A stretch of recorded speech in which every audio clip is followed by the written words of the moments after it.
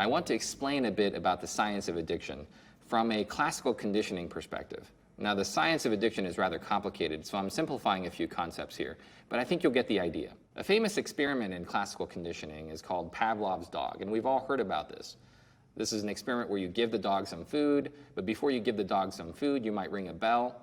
Over time, the dog associates the bell and the food together, so every time the dog hears the bell, the dog starts to salivate because it's anticipating the reward, which is food. In many ways, this is how addiction unfolds for young people. They may use e-cigarettes or marijuana or alcohol, and they associate it with certain cues during the day.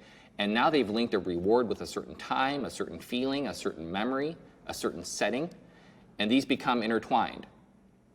All of a sudden, using becomes a predominant reward in their lives.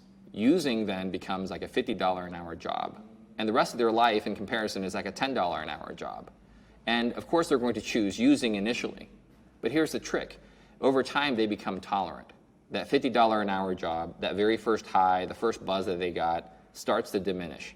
And it then becomes a $40 an hour job, a $30 an hour job. They got to work 2 shifts for 20 bucks. And then if they stop using, they start to suffer. They become dysphoric and sad. Something feels wrong. And now they have to re-up and go back to using, and they're stuck on a cycle. And all that takes more and more time. They have to hustle for better prices for drugs. They have to make different kinds of friends and stronger connections. More of their life slowly starts to revolve around obtaining substances.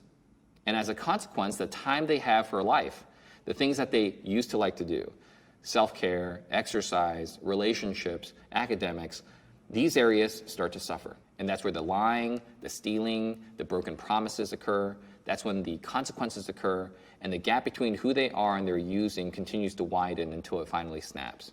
And that's when most people choose to get help.